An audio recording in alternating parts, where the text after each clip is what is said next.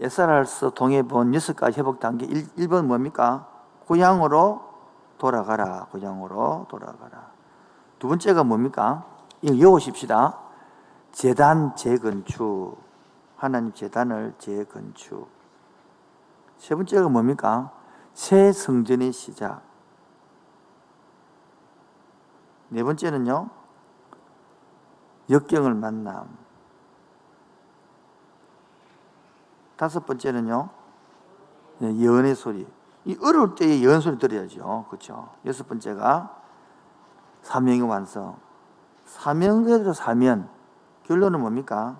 하나님께서는 승리하게 해준다. 이 소리 아닙니까? 이해가 됐죠? 우리 여러분, 역대기하 우리 끝났는데요. 지금 포로기 때문에 역대기하 36장을 펴주세요. 역대기하 36장 21절 펴서 21절. 이에 토지가 황폐하여 땅이 안식년을 누린 같이 안식하여 70년을 지냈으니 여호와께서 예레미야의 입으로 하신 말씀이 이루어졌더라. 거기다가 적으십시오. 포로기 적으세요. 포로기. 뭐라고요? 포로기 해가지고 에스겔 33장에서 48장, 에스겔 33장에서 48장, 다니엘 3장에서 9장, 다니엘 3장에서 9장 더 놓고 22절 보자. 바사의 고레스 왕 원년에 여호와께서 예레미야 입으로 하신 말씀을 이루려고 여호와께서 바산의 고레스 왕의 마음을 감동시키며, 이 딱 된단 말이에요. 이해되죠? 21절에는 70년에 예레미야가 이루어졌다 해놔놓고 포로기가 요 사이에 21절과 22절 사이에 포로기가 있단 말이에요. 그렇게 22절 연결되십니다. 그래서 읽을 때가 이해가 되는 것입니다. 자, 에스라 4장 학개서 예언서 앞에 했기 때문에 넘어갑니다. 이제 학개서 보겠습니다. 성경제 학개서입니다. 학개서. 여러분, 지금 학개서가 왜 나옵니까? 에스라의 1차 6장까지는 1차 기한하고 다음에 와가지고 짓다가 멈춰버렸죠. 그렇게 학개서 선지자가 빨리 지으라는 겁니다. 젊을 때에. 그래서 학개서를 지금 펴야 됩니다. 학개서는 학개서가라는요, 소선지자입니다. 요걸 구분을 못 하더라고. 아시겠죠? 이걸 오늘 구분하는 겁니다. 저 넘어갔어요. 학개서 있도록 하겠습니다.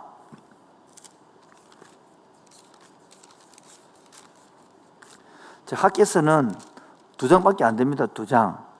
첫 번째 메시지는, 제 개요가 있는데, 한마디로 말하면, 오늘부터 내가 너에게 복주리랍니다. 뭐라고요? 오늘부터 내가 너에게 복주겠다는 거예요. 왜 복주겠다는 겁니까? 성전을 쌓겠다고 그만두는데 다시 지으려고 맘만 먹어도 복주겠다는 겁니다. 첫 번째 메시지는 일어나라. 두 번째 메시지는 지원하라. 세 번째 메시지는 확인해라. 네 번째 메시지는 확신하라는 겁니다. 자, 시기 봅시다. 여섯째 달 첫날 주요점은 집을 지으라는 겁니다. 두 번째는요, 시기는 7째 달 21일째인데 내가 너희와 함께 하리라. 세 번째 시기는 9째 달 24째 날인데요, 주요점은 그날부터 오늘부터는 내가 너희에게 복을 주리라. 2장 19절이고 시기는 9째 달 두지는데 그러나 내가 너를 취하고 너를 인삼으리라. 자, 절 보겠습니다. 여러분 생각해봐요. 70년 동안 살다가 다 놔두고 쪼개 근무적으로 챙겨오겠지만은 요 와서 자기 집 짓고 농사 짓고 주익적도 많은데 살기 바쁩니다. 근데 여러분, 성전을 이제 짓는다 칩시다. 5만 명이 5만 명. 온 사람이 다 더. 애도 포함돼지고. 그러면 할머니도 섞이고. 일할 사람은요, 해봤자 2, 3만 명입니다. 그 여자들 빼고 이러면 남자들만 모이려고 그러면 한 10,000명도 못 모일 겁니다. 그 사람들이 한 마음이 다 돼가지고 성지자에 마음을 모았는데, 어디는 일을 하십시오. 이 집 지을 사람도 있고 농사 지을 사람도 있고 기타 등등 일이 있는데 멈춰 싶고 나면 하나님의 뜻이라면 막 도와줄 게 있는데 방해꾼도 생긴다. 멈춰 싶었단 말이에요. 여러분, 이게 쉬운 일일까요? 그래서 5만 명 찍기 때문에 성전 지어도 조그만하게 짓는 거예요. 그런데 영광은 더 있다.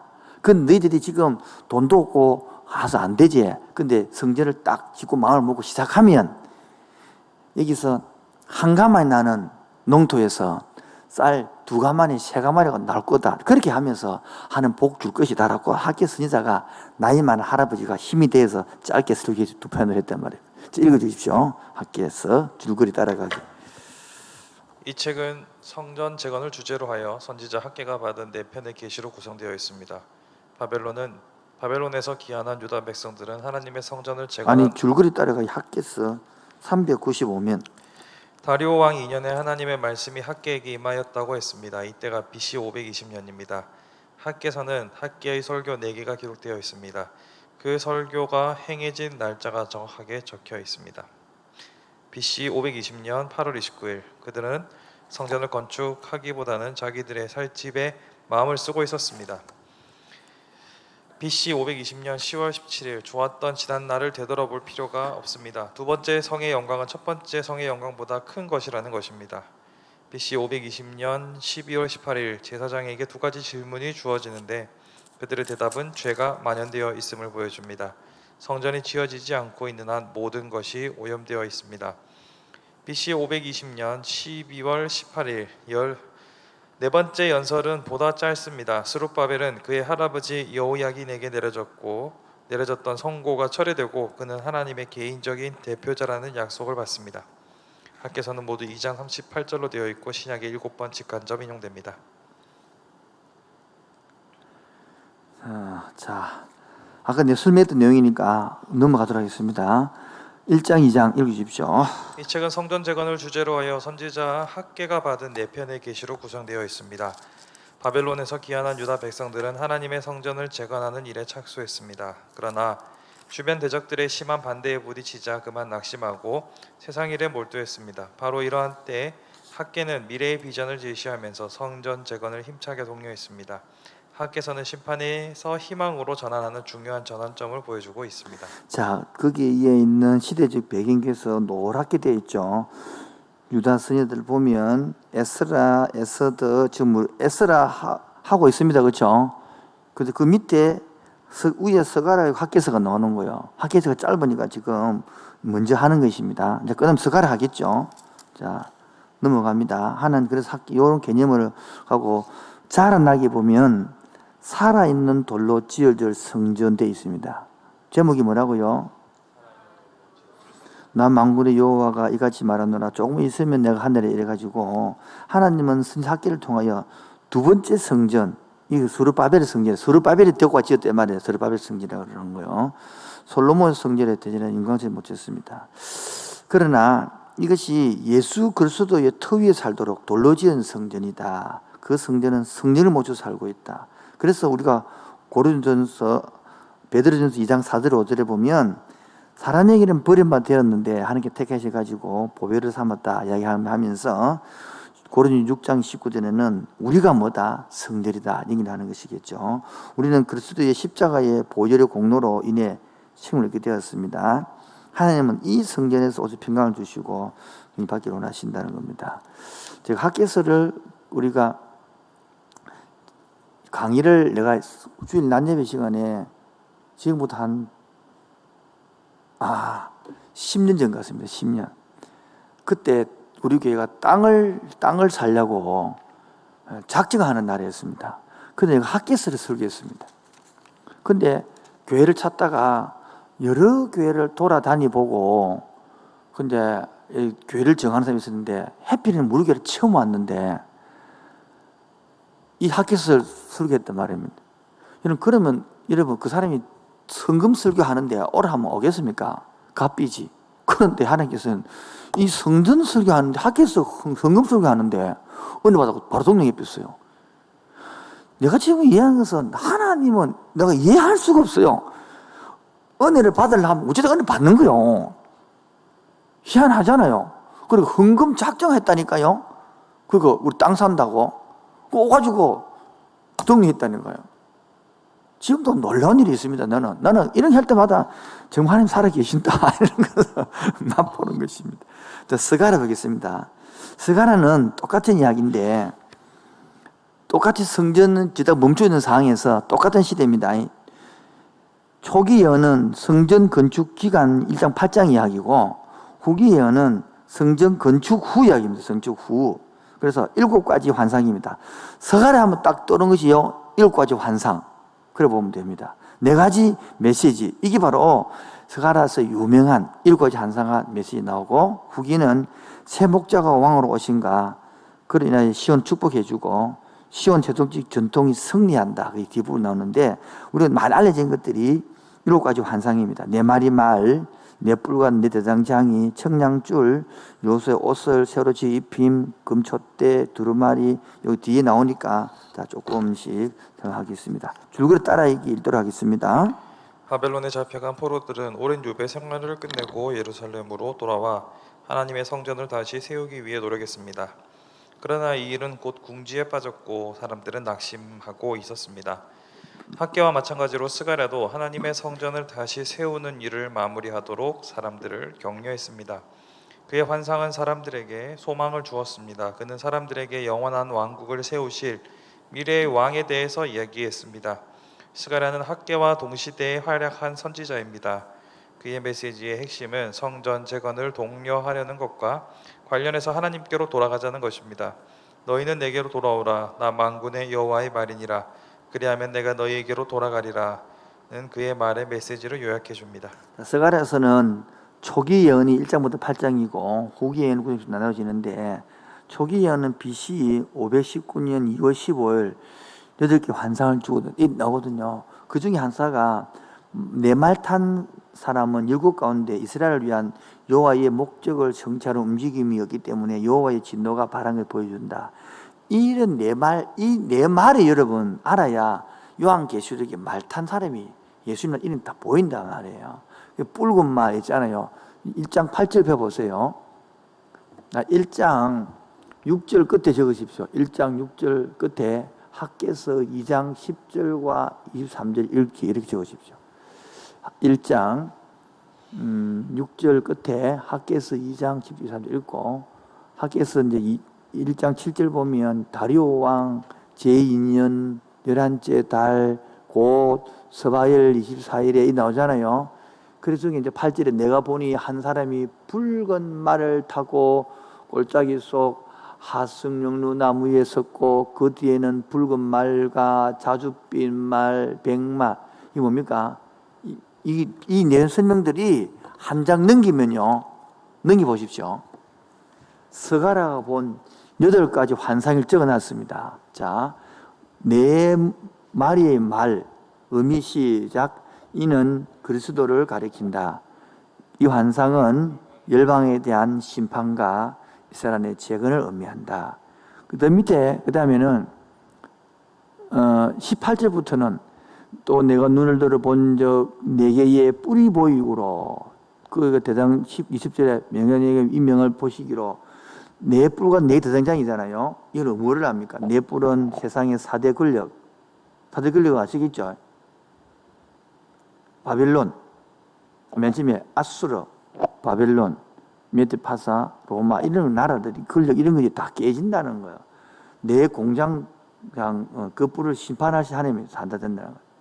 대장장이 와서 그걸 부숴 깨본다 이 말이야. 그 대장장은 누구였습니까? 메시아 나타낸 거겠죠. 그렇게. 그 다음에 청량줄이 있습니다.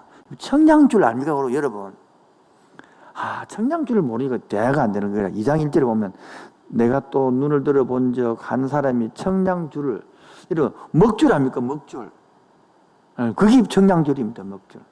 그게 이래 보면 대목들을 갖고 있는데 동그란 데다가 까만 먹을 놔두고 실을 감아갖고 좀 눌러가 쭉 빼면 실이 쫙 나오고 그걸 물을 먹잖아요. 그래서 이게 탁 높이 따다 딱 나면 딱 바로 탱겨잖아요.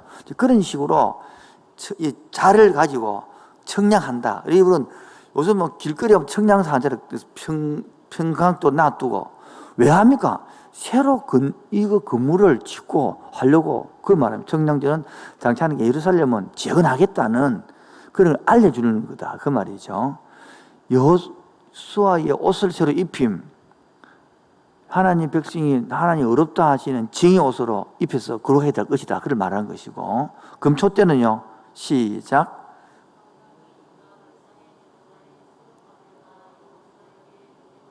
예, 계속 기름을 공급해서 능력해 주겠다 이런 말한 것입니다. 두루마리는요, 이게 두루마리입니다. 여섯 번째 여인은요,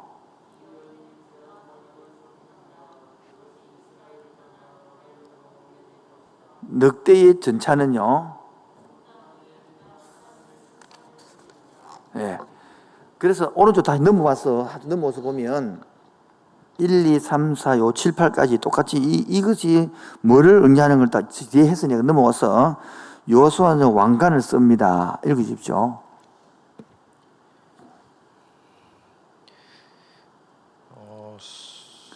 왜냐하면 그는 제사장으로 뿐만 아니라 왕으로서도 메시아를 나타내기 때문입니다. 베델 사람들은 예루살렘 멸망과 살해된 통치자 그달라가 기념하는 금식이 성전이 재건된 지도에도 계속될 필요가 있지 모릅니다. 여호와의 대답은 그들이 바벨론 유수전에 지키지 않으려 했던 기준들을 상기시킵니다. 장차 예루살렘은 영광스럽게 될 것이며 상황들은 포로기한 후 상태와 현저한 대조를 이룰 것입니다. 왜냐하면 예루살렘은 온 세상의 종교적 될 것이기 때문입니다. 이게 7장 8절까지 이야기죠.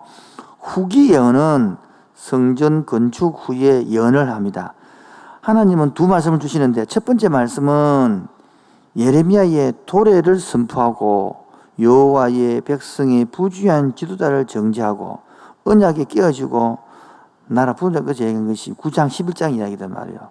두 번째 말씀은 여호와께서 큰 전투를 위하여 그 백성을 강하게 하시고 그들을 다듬으시는 것을 봅니다. 마지막 전투가 끝난 후에 생수가 여기서 솟아납니다. 이게 12장 14장 이야기잖아요. 신약에 와서는 그리스도와 관련하여 이 마지막의 장들에서 여러 구절을 인용하고 있습니다. 그는 시온의 왕이시며 칼에 맞는 목자이시라고 합니다. 그래서 스가랴 1장부터 8장은 무슨 예언? 초기 예언. 넘어갑니다.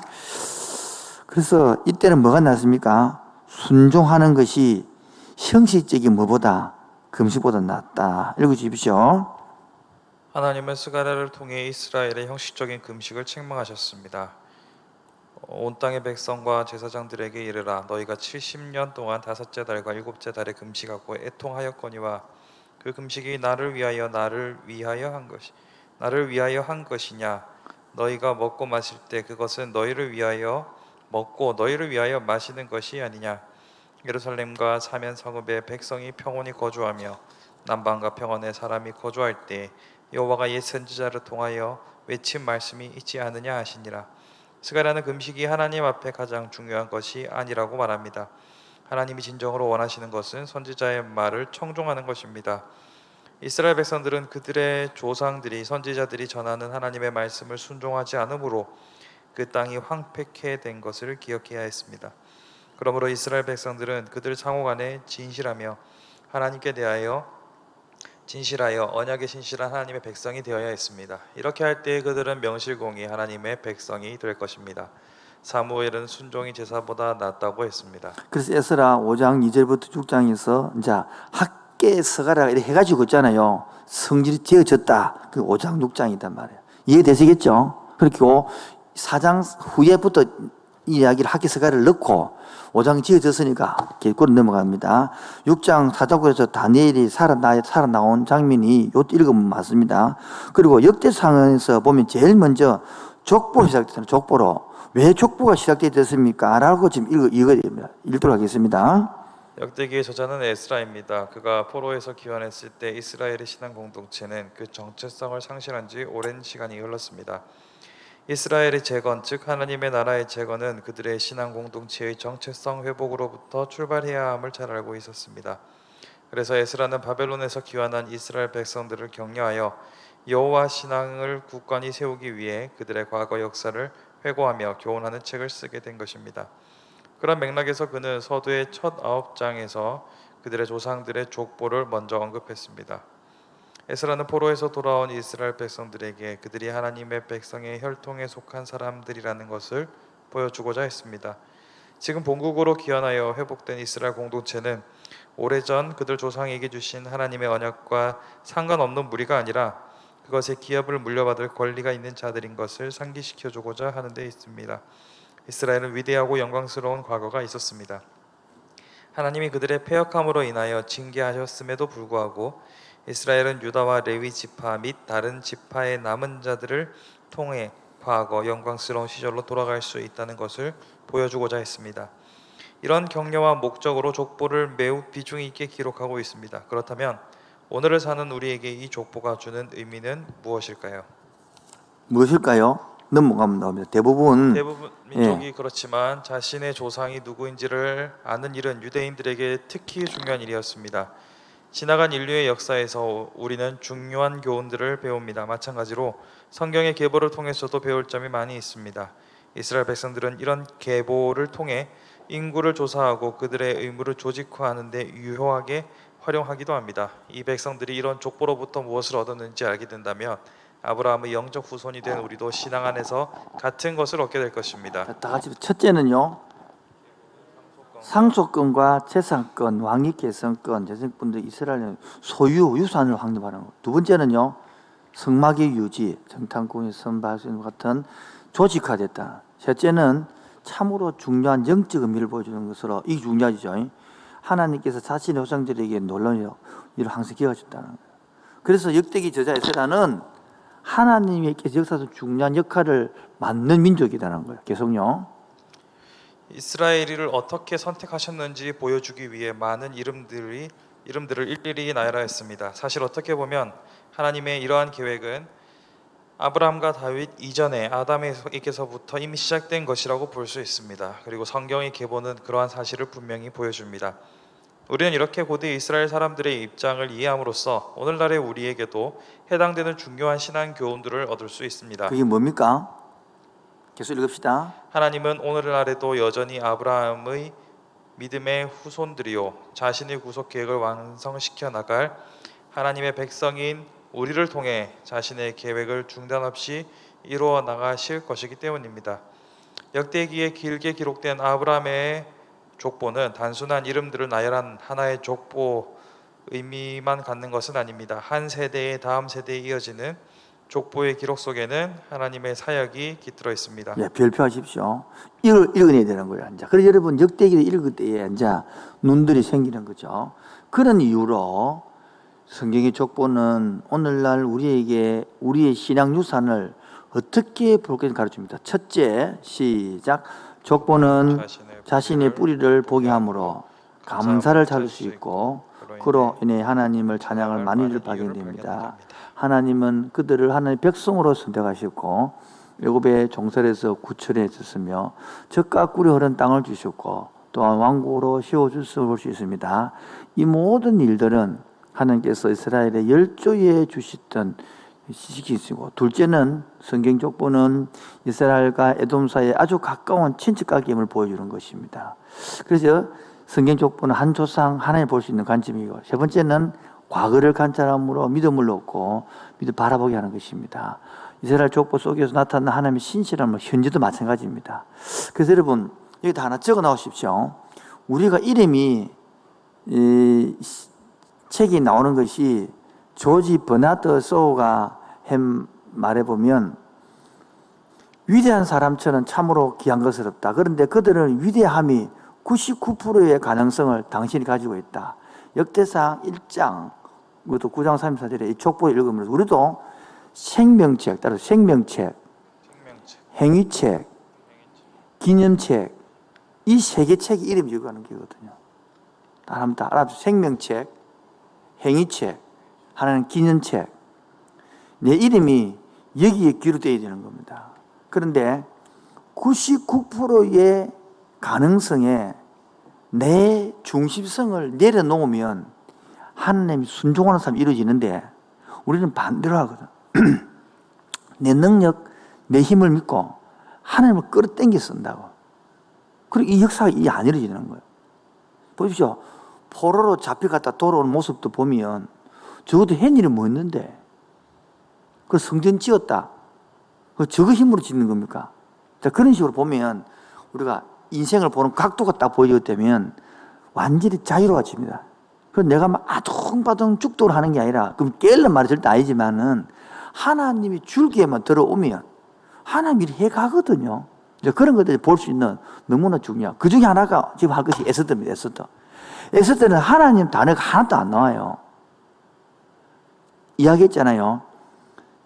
이게 보면 섭리적 보존인데 예상되는 위기가 1장부터 5장.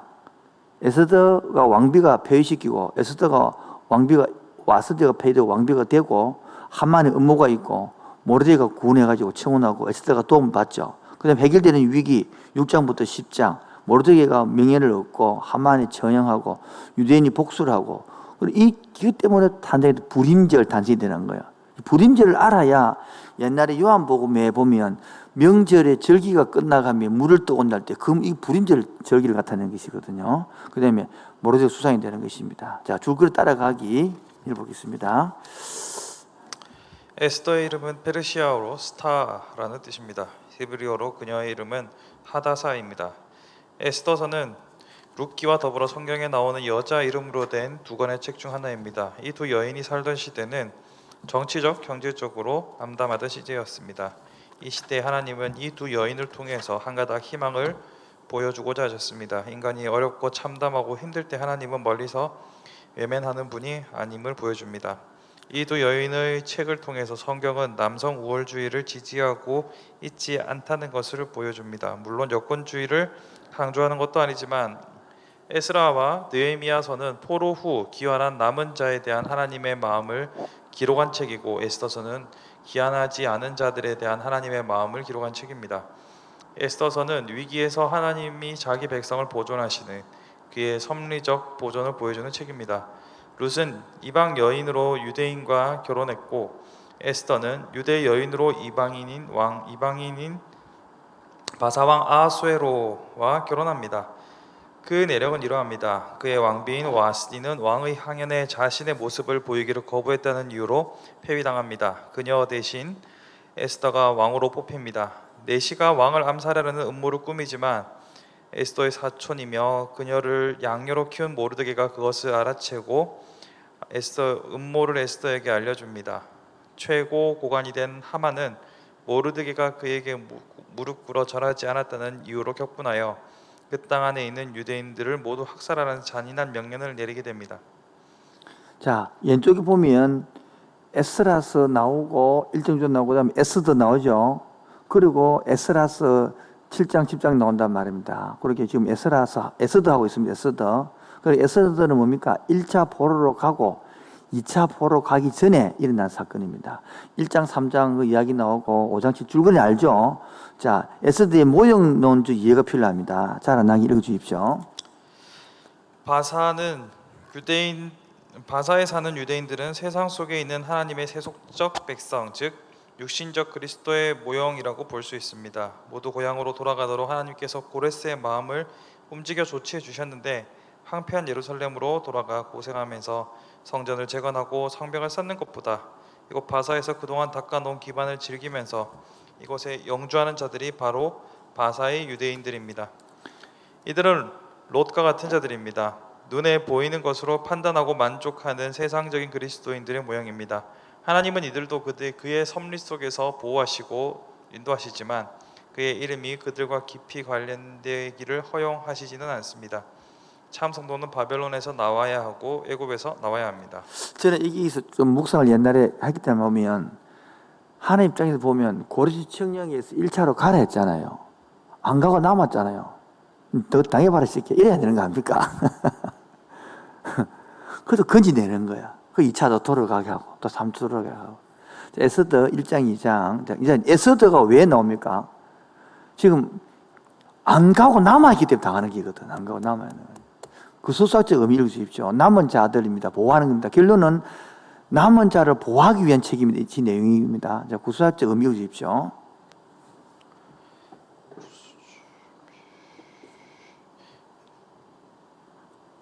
자라나기 거기에 자라나기. 에스더서는 하만의 흉기에 의해 이스라엘 백성들이 몰살당할 뻔한 위기에서 에스더에게 하나님이 베풀어 주신 은혜로 구출받게 된 불임절을 불임절의 유래를 들려줍니다.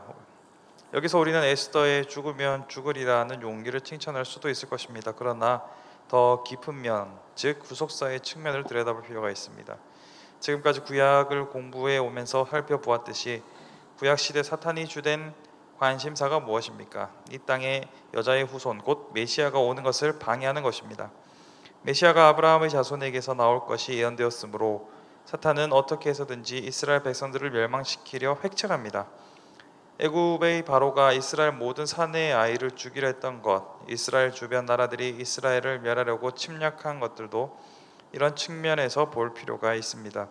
지금 에스더 시대에는 사탄이 하만에게 들어가 이 땅에 메시아를 오게 하는 이스라엘 자손들을 진멸하려 했다는 차원에서 이해할 필요가 있습니다. 하만의 히브리어 알파벳 숫자를 합치면 666이 된다고 합니다. 이것은 계시록에 나오는 짐승의 숫자입니다. 이런 엄청난 사탄의 방해를 뚫고 메시아는 예언대로 이 땅에 오신 것입니다. BC 5세기 말엽 바사의 수산궁을 배경으로 하는 본서는 에스더라는 한 유대인 소녀가 어떻게 해서 바사 제국의 왕후가 되었고 또 어떻게 해서 자기 민족을 파멸로부터 구출해냈는지를 보여주는 놀라운 구원의 이야기입니다. 본서에서는 하나님이라는 말이 직접 등장하고 있지는 않지만 곳곳에서 하나님의 손길을 느낄 수가 있습니다.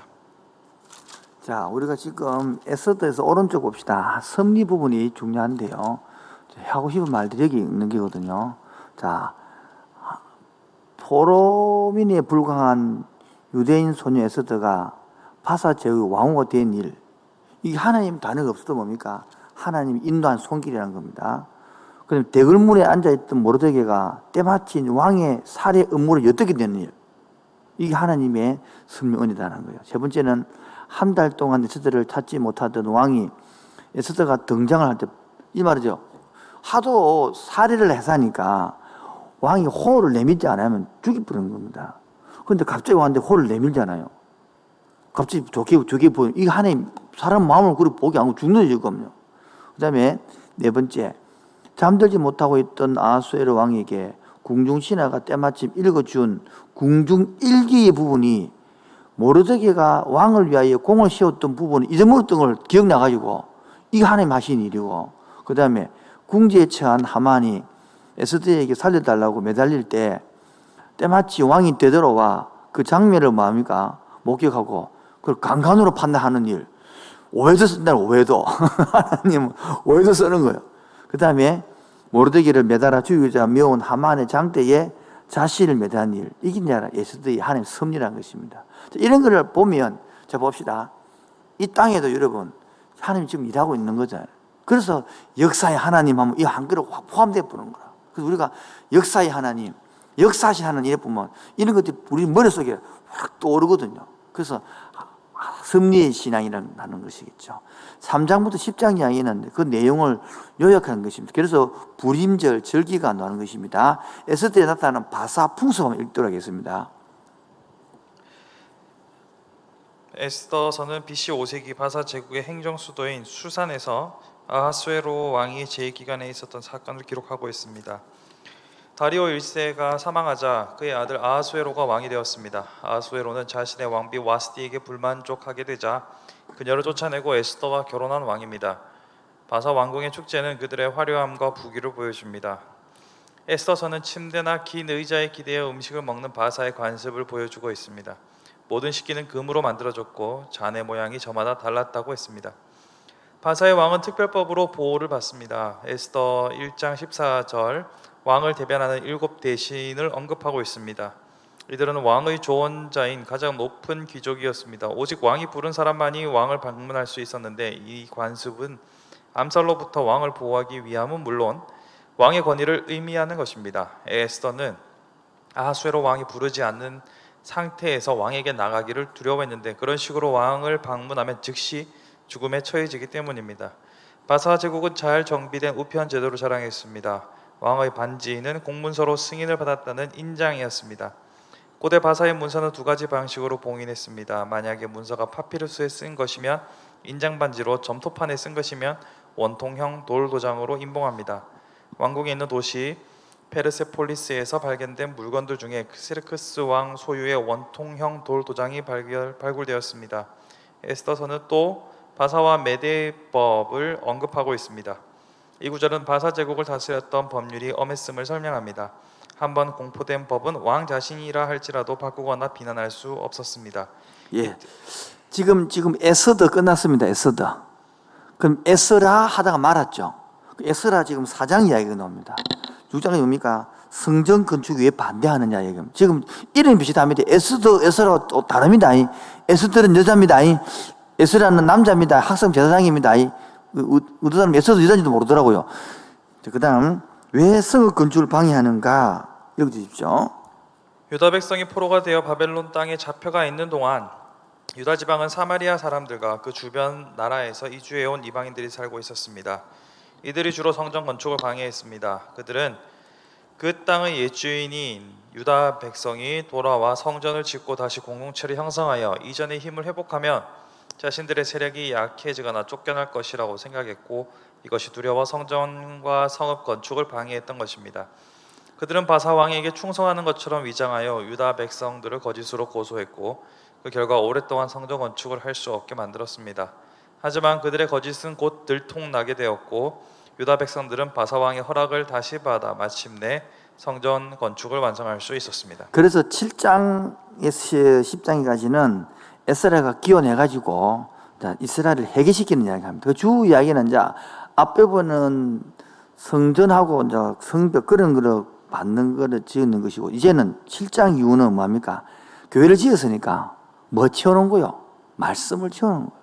두르게도 지금 뭡니까? 교회 짓고 와서 계속 뭡니까? 소그룹 하고 계속 말씀 가르치죠. 성도들이 그래서 생각이 바뀌게 되는 거예요. 우리 아까 어제 했습니다만은 욥기 시편 잠언 전도 아가가 말하는 게 뭔지를 이야기했잖아요. 그 시가서 이야기가 와닿아야 되거든요. 여러분 나이가 들수록 시편 이런 것들 그 재미가 있습니다.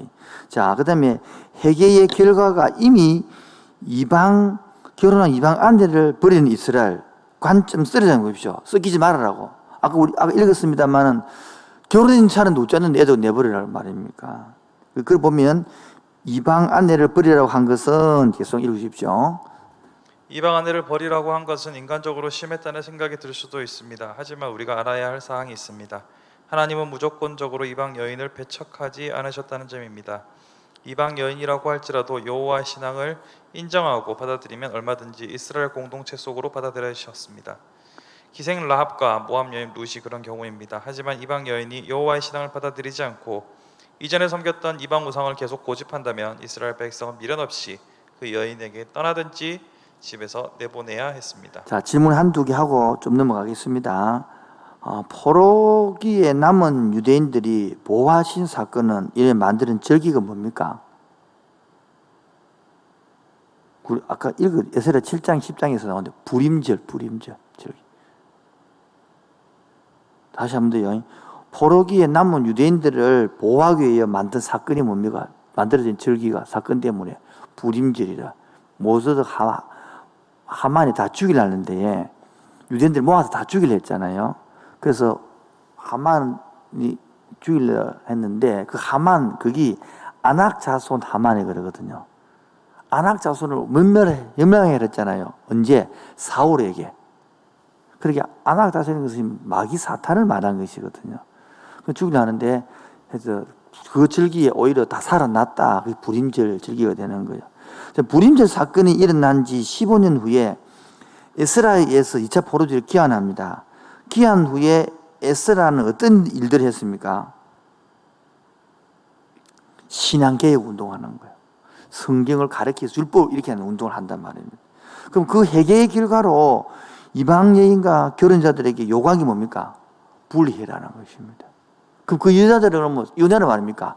기독교로 돌아오라는 것이죠. 그래서 나오는 것이 성경에 나오는 족보의 의미를 말하는 겁니다. 읽어봅시다. 성경의 족보는 그 끝에 나오는 사람의 중요성을 강조하기 위해 족보를 기술합니다. 또한 이런 족보의 사람들은 하나님의 사역에 쓰임을 받기 위해 선택된 자들임을 말합니다.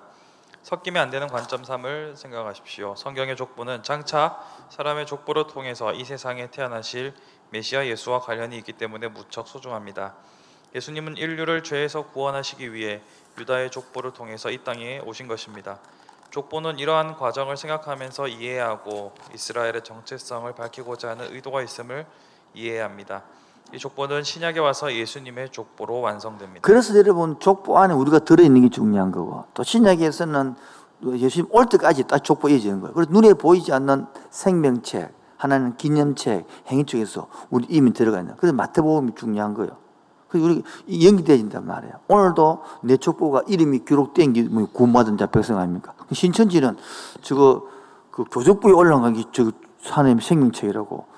그 신천지 교적부가 생명책이가 이런 식으로 쏘을 수밖에 없는 것이죠. 자, 느헤미야. 오늘 느헤미야하고 요엘만 끝나는데, 느헤미야는 아까 했죠. 한마디로 말해서 뭐라고요? 성벽 건축이란 말이에요. 성벽 건축. 느헤미야는 두 분 나누면 성벽을 재건한 다음에 백성을 재교육하는 거예요. 에스라도 마찬가지. 앞에 봐서 뭡니까? 성전 짓고 그 다음에 후에 말씀 넣어 가르치는 것처럼 예레미야도 와서 이제는 성벽을 짓고 또 교육시키는 장면. 그 마음은 끝나는 것이겠죠. 줄거리 보겠습니다. 느헤미야는 행동하는 믿음의 사람이었습니다. 그의 신앙은 구심성과 원심성을 균형 있게 갖춘 사람이었습니다. 그는 믿는 대로 실천한 사람입니다. 느헤미야는 바사의 아닥사스다 1세를 위한 술을 맡은 관원이었습니다. 아까 했죠. 술관은 누구냐면 지금부터 음식 책임지는 비서실장 이만큼 신실한 사람입니다. 느헤미야는 에스라가 예루살렘에 돌아간 지 약 12년, 그리고 스룹바벨이 예루살렘으로 들어간 지 90년이 지난 후에 예루살렘의 황폐한 상태에 대한 소식을 듣고 그의 마음이 초조하고 근심에 쌓이게 되었고, 기도하면서 왕에게 접근하여 예루살렘에 갈 수 있도록 허락을 받아냅니다. 돌아온 느헤미야는 폐허를 보고 BC 444년 성벽 재건을 시작합니다. 건축하는 사람들은 사방으로부터 맹렬한 반대를 만나게 되나 느헤미야는 기도와 행동으로 흔들림 없이 저항합니다. 그는 여러 가지 사회적 개혁을 실행하며 성벽 건축을 완성합니다. 인구 조사가 실시되고 에스라가 율법을 공개적으로 낭독하고 초막절을 지키며 회개의 금식을 행하고 율법에 순종하겠다는 언약에 서명을 합니다. 예루살렘의 백성이 살도록 배치되고 성벽을 봉헌하며 큰 기쁨과 감사의 제사를 드립니다. 느헤미야는 바사의 아닥사스다 왕에게 돌아오고 그 다음에 두 번째로 다시 예루살렘을 방문합니다. 두 번째 방문 기간 동안 그는 좀 더 많은 개혁을 수행합니다. 느헤미야서는 모두 13장 406절로 되어 있으며 신약의 5번 직간접 인용됩니다. 예, 도표 한번 보고 가겠습니다. 자, 위에 보면 까만 3차에 걸쳐 기원해가지고 1 했죠. 이게 스룹바벨이라는 것이고 2 있죠. 지금 그게 에스라였단 말씀이죠. 3이 뭡니까? 느헤미야죠. 보이죠? 그 느헤미야 밑에 뭡니까? 말라기 있고 요엘이 있단 말이에요. 여러분, 요엘은 어디 연도가 알 수 없습니다. 이 사람 여기 넣었는데 왜 했냐면 어디 넣을지 아무도 모르고 학자들만 너무 달라요, 요엘을. 그래서 이 사람은 여기 넣어놨는데 요엘서만큼은 연도를 알 수 없는, 자, 그렇기 때문에 여기 넣어놓은 것입니다. 자, 대충 위치 아시겠죠? 자, 넘어옵니다. 그 다음에 느헤미야 1장은 술관에 따른 건데 옆에 자랑나기 붙어요. 하나님께 불가능한 도전을 이거 한번 보겠습니다. 테레사 소녀가 인도 캘카타에 있는 큰 고아원을 짓겠다고 발표했습니다. 그때 기자들이 물었습니다. 건축 기금은 얼마나 준비되어 있습니까? 지금 준비된 기금은 3실링뿐입니다. 그러면서 테레사 소녀는 책상 위에 실제로 동전 3잎을 꺼내 놓았습니다. 기자들은 웃었습니다. 소녀가 농담하는 줄 알았기 때문입니다. 그러나 테레사 소녀의 표정과 말은 진지했습니다. 이 3실링과 저로서는 할 수 없습니다. 그러나 이 3실링과 하나님으로서는 충분히 가능합니다. 반대자들의 방해 공작에도 불구하고 느헤미야의 주도하에 포로 귀환 민들은 52일간의 짧은 시간에 예루살렘 성벽 재건을 완성합니다. 이 놀라운 일은 하나님의 능력이 함께 하셨기 때문에 가능한 일이었습니다.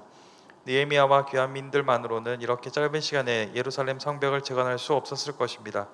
그러나 하나님이 그들과 함께 하셨기 때문에 모든 역경을 극복하고 마침내 목표를 달성할 수 있었습니다. 계속요. 이것은 기적입니다. 기적은 하나님의 능력과 인간의 믿음이 어우러져 일어나는 것입니다. 예, 하나님의 능력과 인간의 믿음이 만날 때에 기적이 일어납니다. 계속요. 지금도 마찬가지입니다. 계속요. 우리의 삶 가운데 이런 기적은 언제나 일어날 수 있습니다. 그것은 우리의 믿음에 달려 있는 것입니다. 하나님의 능력은 언제나 있기 때문입니다. 결국 인간이 행하는 것이 아니고 하나님이 행하신다는 사실에 초점이 떠나지 않도록 하세요. 인이가 아니고 쉰이입니다. 도널드 캠벨이 그의 저서에서 보면 예미야 지도록을 분석했습니다. 그게 왼쪽 맨 끝에 오른쪽 맨 위에 있습니다. 봅시다. 예미야는 먼저 일을 시작하기 전에 다 같이 시작. 성취 가능한 목표를 세우고, 두 번째는요, 목표 달성을 위하여 우선 무엇부터 해야 할지를 정리하고, 세 번째, 언제나 특히 일이 어렵고 시급할수록 하나님께 기도하고, 네 번째, 일을 해 나가는데 필요한 사항들을 구체적으로 준비하여서 문제가 무엇인지 자신이 직접 살펴보고, 여섯 번째, 계획을 정리한 후에 팀을 구성하고 그것들을 다른 사람의 설명 협조를 구합니다. 여러분, 지금도 예레미야 지도록은요 유명합니다. 50일 만에 끝냈다는 거, 이게 말이 안 되잖아요. 오른쪽 넘어가서, 그래서 일단 일이 시작되면 시작, 일에 몰두하여 전임 전력하여 현재 하고 있는 일을 옳다 하는 동료들에게 확신을 주면서 반대자들과 타협하지 않고 단호한 자세를 임하여 어떤 난관에 닥쳐도 낙심하지 않고 하나님 의지하고 하나님께서 역사하시는 때까지 참고 기다리는 인내심을 발휘해야 합니다. 이 하나님의 때와 사람들의 계획이 달라는 것입니다. 느헤미야 6장부터 7장까지 성벽을 쌓고요, 7장부터는 다 쌓은 후에 에스라가 율법을 읽고 교육하도록 하는 것입니다. 요엘서입니다. 요엘은 딱 하나입니다. 이 요엘서가 3장까지인데 앞에가 재앙이 침범, 두 번째 마지막 순간의 희망, 부록은 나중의 일들, 메뚜기가 와서 하는데, 이때 요엘서 하는 게 뭡니까? 자녀들은 예언할 것이요 청년들은 화안상을 보고, 한 개 하고 이제 시간이 없어서 제가 목요일 날은 힘이 없었기 때문에, 오늘도 목요일 날 힘이 없어요. 모르겠어요.